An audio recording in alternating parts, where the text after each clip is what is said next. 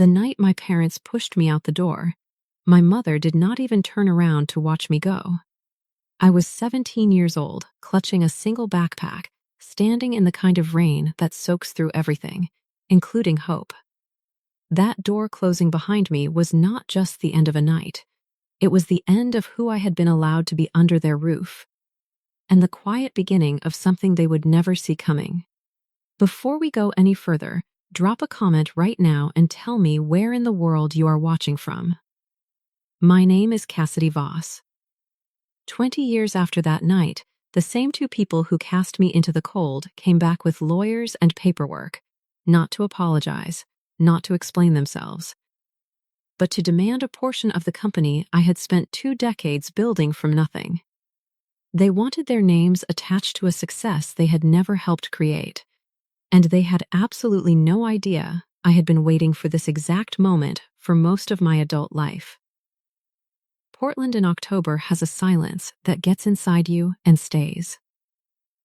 Our house smelled like cinnamon candles and carefully maintained tension the night I walked through the front door, holding a pregnancy test.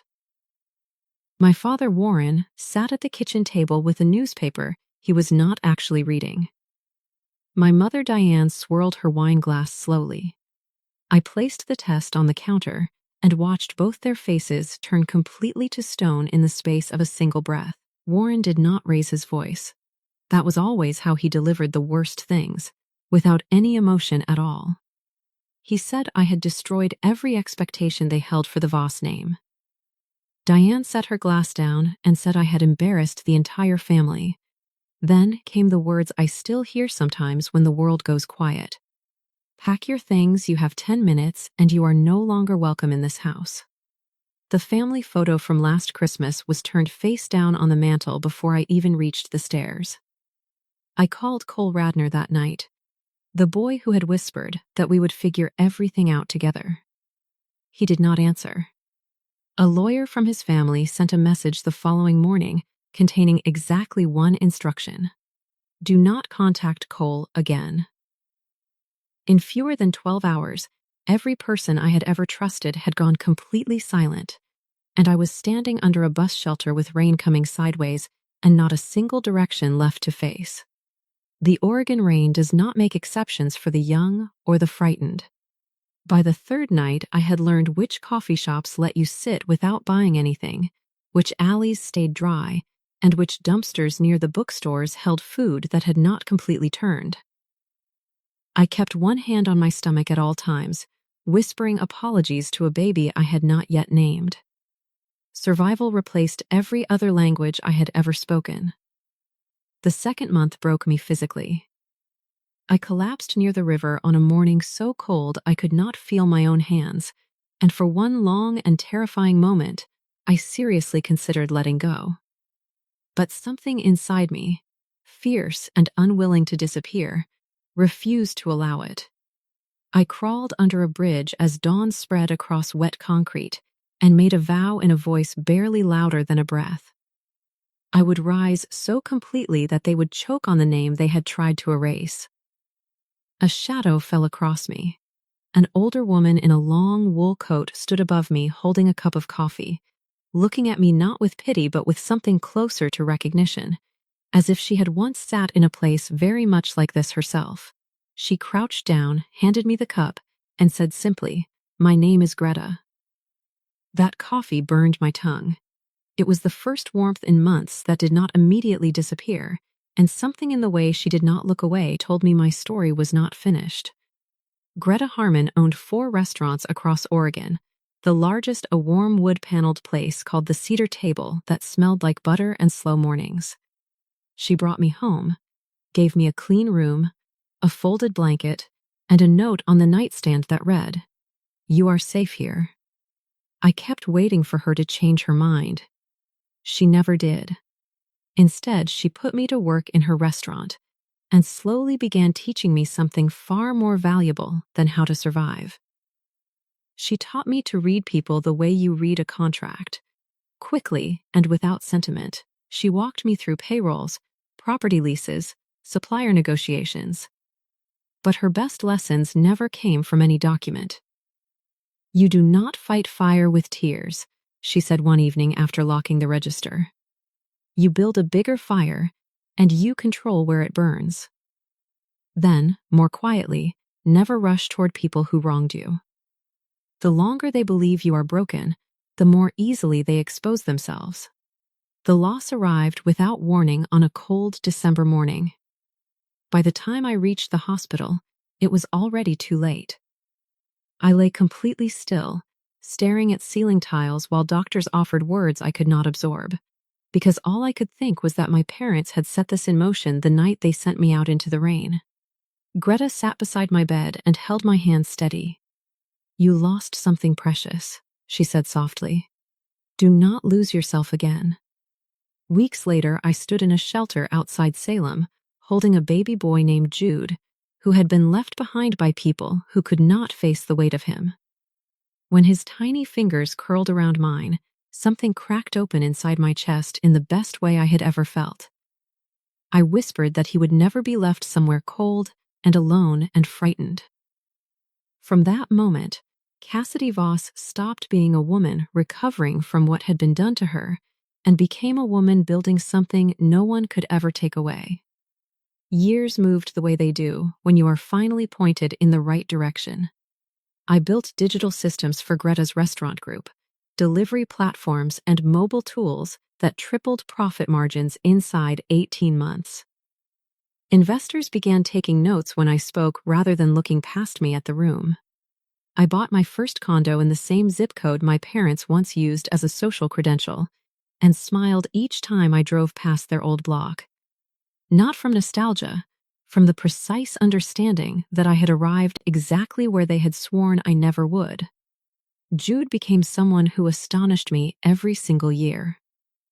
By 10, he had designed an inventory app that cut restaurant waste significantly. By 12, technology publications were calling him the Oregon Prodigy.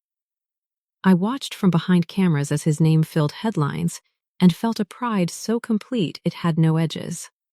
Then, one evening, an envelope appeared on my office desk bearing an embossed crest I had not seen in 20 years.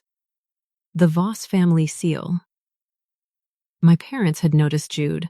The letter inside read like a greeting card, but operated like a legal filing. They wanted to reconnect. Jude deserved to know his family. Petra Huang, my technology specialist, traced their digital activity within days and found exactly what I had feared. Browser histories full of grandparent rights searches, inheritance claims through grandchildren, and encrypted messages directed to Cole Radner, the boy who had vanished the night I needed him most.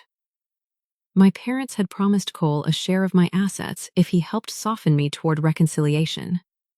I played along exactly the way Greta had once taught me to. I let my voice tremble slightly on calls. I met Cole at a coffee shop downtown and listened while he delivered their script about roots, healing, and what Jude supposedly deserved to know. I set my cup down and told him quietly that Jude already knew where he came from, a woman who did not quit. Cole flinched, reached for his phone, and began updating my parents like a loyal informant. That night, I sent Petra 2 words. They bit. The formal lawsuit arrived on a Tuesday, printed on heavy paper with the Voss seal pressed into the top corner like a brand. They cited grandparent visitation rights and familial financial interest, demanding both access to Jude and a portion of my company profits. Sterling Marsh, my attorney, read every page without changing his expression, then told me they were betting entirely on my emotions. I leaned back and said, "Then let us give them exactly what they are expecting." He smiled. He already understood every word I meant. The courthouse buzzed with reporters that morning. My parents had leaked their version of events to the press, framing themselves as heartbroken grandparents reaching out in good faith. It held for about 4 hours until Petra released the screenshots. Encrypted messages between Warren, Diane, and Cole. Use the boy, play her emotions, she will fold. Headlines reversed by noon. In court, Sterling closed with a notarized document my parents had signed 20 years prior. voluntarily surrendering all parental rights to shield their social standing. My mother went pale. My father could not complete a single sentence. The judge dismissed every claim in full and recommended the matter be forwarded for investigation into attempted fraud. Officers stepped toward my parents as camera flashes lit the room. Cole had already moved toward the exit, trailed by reporters who would ensure his name stayed attached to this story for years. I stood completely still and let all of it settle around me. The justice, the exposure, and then the long and very clean silence that came after. I did not tremble once. The Voss name disappeared from Portland social circles within a season. My parents sold their lake house to cover legal costs. I kept expanding the cedar table in Greta's honor, and when she passed, she left me everything, including a handwritten note that read, "Make this legacy about healing, not hate." 6 months later, I launched the Harmon Foundation for single mothers and abandoned daughters across Oregon. The first grant went to a girl barely 20, pregnant and frightened, exactly as I had once been. When she wrapped her arms around me and whispered thank you, I finally understood for the first time what power is truly meant to be used for. Jude stood beside me at the foundation gala, 17 now and steadier than I had been at twice his age. He looked at me and said that family is not who you are born to. It is who shows up. That night, Sterling took my hand and pulled out a ring. I said yes without hesitation, in the same quiet and certain voice I had learned to carry through courtrooms and hard conversations I once thought would destroy me. I thought of the girl who had slept under bridges, whispering promises to a baby she never got to hold. She was still here, rebuilt, standing inside a life she had constructed entirely by herself. Revenge served cold is not about destruction. It is about reclaiming every single thing they told you that you were not allowed to keep. If this story moved you at all, hit that subscribe button right now so you never miss the next one. Every week we bring you stories of betrayal, resilience, and the kind of justice that takes years to arrive, but always, always comes. Tap the notification bell, drop a comment letting me know which moment hit you hardest, and share this with someone who needs to hear it today. I will see you in the next story.